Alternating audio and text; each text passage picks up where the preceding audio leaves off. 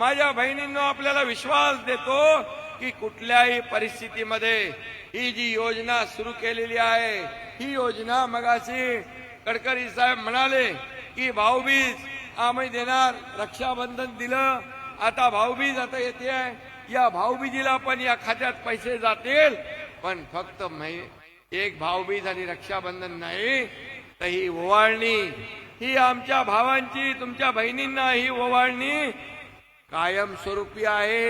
आज खरं म्हणजे या योजनेने आतापर्यंतच्या सर्व योजनांचे रेकॉर्ड तोडून टाकलेले आहेत।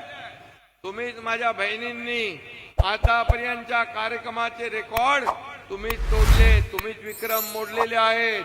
आणि मग अशी ही लोकप्रिय झालेली मुख्यमंत्री माझी लाडकी बहीण योजना टप्पा 2 आपण पुढे जातोय, टप्पा 3 येईल। आणि हेही सांगतो की तुम्ही विरोधक किती काही म्हटले तरी सुद्धा ही योजना, हे आपलं तुमचं सरकार कदापि बंद होऊ देणार नाही, बंद होणार नाही नाही नाही।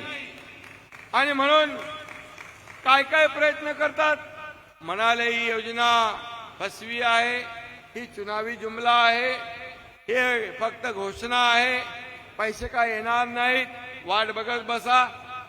पैसे जसे खात्यामध्ये यायला लागले तसे विरोधकांचे चेहरे काळे ठिक्कर पडले, बुरी नजर वाले तेरा मुंह काला, अशी परिस्थिती झाली माझ्या बहिणींनो।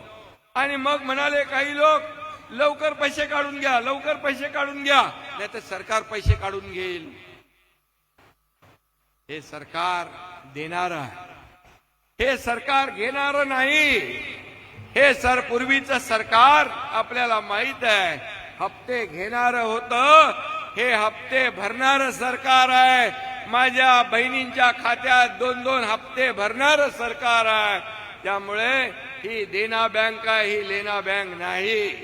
आणि म्हणून माझ्या बहिणींनो आपल्याला विश्वास देतो की कुठल्याही परिस्थितीमध्ये ही जी योजना सुरू केलेली आहे ही योजना मगाशी गडकरी साहेब म्हणाले की भाऊबीज आम्ही देणार, रक्षाबंधन दिलं, आता भाऊबीज आता येते आहे, या भाऊबीजीला पण या खात्यात पैसे जातील, पण फक्त एक भाऊबीज आणि रक्षाबंधन नाही तर ही ओवाळणी, ही आमच्या भावांची तुमच्या बहिणींना ही ओवाळणी कायमस्वरूपी आहे, ही माहेरचं आहेर आहे।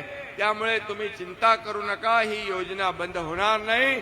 आणि एवढंच सांगतो, तुम्ही जर सरकारची ताकद वाढवली, सरकारची ताकद वाढवली, सरकारची आर्थिक ताकद वाढली, आपण पाहतोय राज्यामध्ये विकासाची कामं सुरू आहेत, अनेक योजना सुरू आहेत। आणि माझ्या बहिणींनी सरकारची ताकद वाढवली तर फक्त आम्ही 1,500 पर्यंत थांबणार नाही।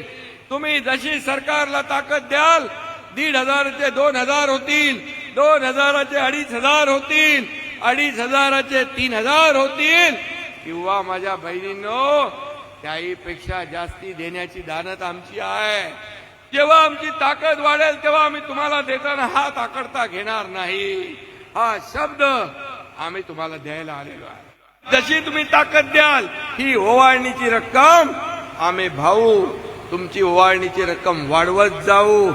ये तो ट्रेलर है, पिक्चर अभी बाकी है, पुढे बघा काय काय होतंय ते। आणि आम्हाला तुम्हाला देताना काही हात आकडता घेणार नाही।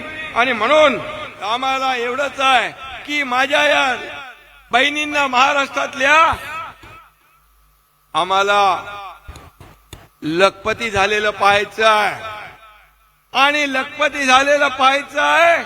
आणि यामध्ये कालच या ठिकाणी आदरणीय प्रधानमंत्री नरेंद्र मोदीजींनी देखील लखपती दीदी या ठिकाणी ही योजना सुरू केली। मला वाटतं लखपती दीदी मध्ये 3 कोटी मधले 50 लाखापेक्षा जास्त लाभार्थी या महाराष्ट्रातले झाल्याशिवाय राहणार नाही, अशा प्रकारचा विश्वास या ठिकाणी व्यक्त करतो। खरं म्हणजे आज 9 ठिकाणी हा कार्यक्रम झालाय। आजचा कार्यक्रम पाहिला तर राज्यातला नवदुर्गाचा सन्मान आहे असं म्हटलं तर वावगं ठरणार नाही।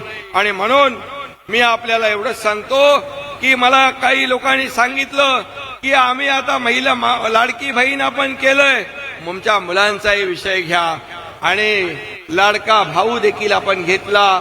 एका घरामध्ये 12वी डिप्लोमा डिग्री असेल तर त्याला देखील आपण प्रशिक्षण भत्ता देण्याचा निर्णय घेतलेला आहे. म्हणजे एका घरात आपण मुलगी शिकणारी असेल, तिला डॉक्टर, इंजिनियर, वकील बनायचं असेल, तुम्हाला मी सांगतो सरकार संवेदनशील किती आहे. सरकारने जेव्हा सरकारला एक बातमी कळाली की एका मुलीने आत्महत्या केली, आत्महत्या केल्यानंतर ती बातमी मी पाहिली स्वतः. माझ्या दोन्ही उपमुख्यमंत्र्यांची माझी चर्चा झाली, चंद्रकांत दादा पाटील मंत्री यांच्याशी चर्चा झाली आणि त्यामध्ये मुलीने आत्महत्या का केली तर 50% फी जी आहे ते पालक भरू शकले नाही आणि आपल्या पालकांवर आपला भार बोजा नको म्हणून त्या मुलीने आत्महत्या केली. मी सांगितलं हे सरकार आपण सर्वसामान्यांचं सरकार म्हणतो, मग या सरकारमध्ये मुली शिक्षणासाठी आत्महत्या करत असतील तर हे आपल्यासाठी भूषणावं नाही.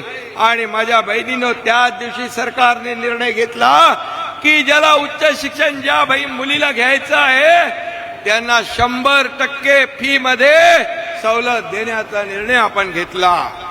आणि म्हणून मी आपल्याला एवढंच सांगेन की हे देणारं सरकार आहे, हे घेणारं सरकार नाही आणि दिलेला शब्द पाळणारं सरकार आहे. आणि म्हणून जे लोक आपल्या विरोधामध्ये कोर्टात जात आहेत, या सावत्र भावांपासून सावध राहा. जे आपल्या योजनेमध्ये खोडा घालताय त्यांना योग्य वेळी जोडा दाखवण्याचं काम आपण करा.